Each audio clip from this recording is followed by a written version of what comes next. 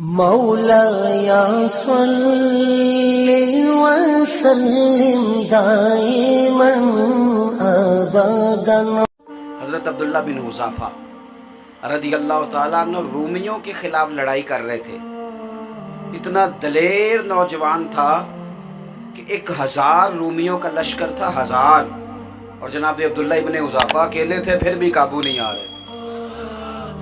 حضرت عبداللہ ابن حذافہ 1000 رومی پکڑے نہیں جا رہے، انہوں نے گرفتار کر لیا آپ کو جیسے تیسے بھی ہوا۔ گرفتار کر کے جب روم کے بادشاہ کے سامنے پیش کیا گیا تو اس کا وزیر کہنے لگا کہ بادشاہ اس کو قتل نہ کریں، اتنے دلیر لوگ بار بار دنیا میں نہیں آتے، ہم 1000 تھے، 1000۔ سن کے صحابہ کی باتیں جب لوگ مسلمان ہوتے تھے، پھر سرور عالم کی یارو گفتار کا عالم کیا ہو۔ ایسے لوگ بار بار نہیں آتے، ان کو قتل کرنے کی بجائے کوشش کی جائے کہ یہ ہماری طرف آ جائیں۔ اور کافر کیا کرتا ہے، کبھی راضی نہیں ہوتا، حتی تتبع ملتہم، جب تک تم ان کے دین کی پیروی نہ کرو۔ بادشاہ کہنے لگا مسئلہ ہی کوئی نہیں، 2-3 چیزیں ہوتی ہیں جس سے بندہ گمراہ ہو جاتا ہے، تو پتے پھینکتے ہیں، انشاءاللہ کچھ چلے گا، معاذ اللہ تعالی ثم معاذ اللہ، کہنے لگا کچھ چل جائے گا۔ سب سے پہلا اس نے پتہ پھینکا حضرت عبداللہ ابن حذافہ سے، کہنے لگا تو معاذ اللہ اپنا دین چھوڑ کے ہمارے دین میں آ جا، جتنے پیسے تو کہے گا نا اتنے دے دوں گا۔ یہاں لوگوں کا ریٹ لگ نہیں جاتا، اور لوگ ریٹ قبول نہیں کر لیتے، اور اتنا نکما ریٹ ہے۔ کئی لوگ ہم سے پوچھتے ہیں کہ تقریر کے کتنے پیسے، تو میں کہتا ہوں آپ سے دیے نہیں جائیں گے، مشکل کام ہے۔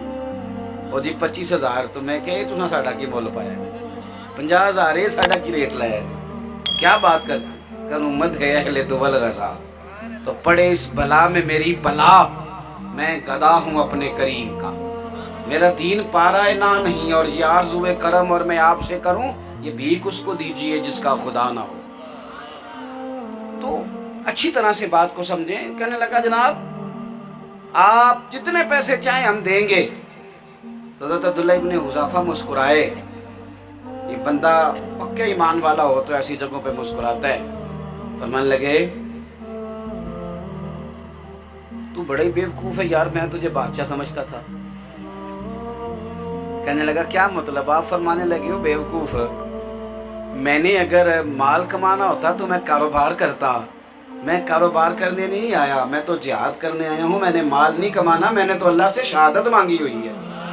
تو جو شہید ہونے آیا ہے تو اسے مال کا لالچ دے رہا ہے۔ وہ کہنے لگا یار بڑی عجیب بات ہے، پہلی دفعہ کسی نے لاجواب کیا۔ پھر کہنے لگا کہ میں بادشاہ ہوں، مجھے چھوڑ کے جو عہدہ آپ کہیں گے آپ کو ملے گا۔ آپ فرمانے لگے یار تو پھر بیوقوفوں جیسی بات کر رہا ہے، کیا عہدہ دے گا تو مجھے؟ کہنے لگا وزیر، مشیر، جو آپ کہیں، وزیر خزانہ۔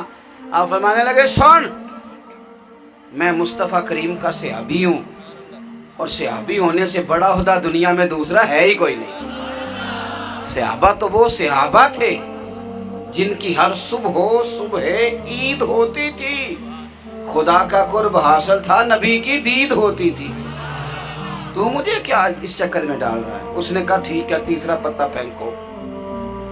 وزیر کی بیٹی بڑی خوبصورت تھی۔ میں جوانوں کہہ چکا ہوں، دنیا میں کمزور آدمی جس کی نظر میلی رہتی ہے، کمزور آدمی نہیں، اتنا بڑا تگڑا جوان کہ 1000 آدمی کے مقابلے میں لڑے، سجا سوار کے لڑکی کمرے میں بھیج دی۔ سنو، تم بات کرتے ہو کہ معاذ اللہ وہ پیسوں کے لیے لڑتے رہے، سنو۔ حضرت عبداللہ ابن حذافہ ساری رات، بی بی کہتی ہے میں کمرے میں رہی، اور عبداللہ ابن حذافہ ساری رات نفل پڑھتے رہے۔ سنو یار، میں کہانی نہیں سنا رہا، ان کی بات سنا رہا ہوں جن پر میرے نبی کی نگاہیں پڑتی رہی۔ ساری رات نفل پڑھے، صبح سحری کا وقت ہوا تو بی بی کہنے لگی تو بندہ ہے کہ جن ہے؟ تو جوان ہے اور میں تیرے کمرے میں سجی سوری۔ اب فرمانے لگے جا اپنا کام کر، اب میری نگاہوں میں جچتا نہیں کوئی، اور جیسے میرے محبوب ہیں ایسا نہیں کوئی۔ اور درویش نے کہا تھا وہ کچا رنگے للاری والا جیڑا چڑھ دا تے لیندا رہندا، اے عشق تیرے دا رنگ محمد چڑھ جائے پھر نہیں لیندا۔ कच्ची बातें किसी और से करना जाके, इश्क तेरे दा रंग मुहम्मद जदों चढ़ जाए फिर नहीं लैंदा। वो सवेरे ना वजीर ने, जिसकी बेटी थी, दरवाजे पे दस्तक दी। बच्ची बाहर आई तो कहने लगा क्या बना? कहने लगी पीछे हट, तेरा मेरा रिश्ता कोई नहीं। अब्बा कहने लगा तुझे क्या हुआ? कहने लगी मैं मदीने वाले रसूल का कलमा पढ़ गई हूँ, इसलिए कि जिनके गुलामों की ये शान है, आका का क्या मकाम हो।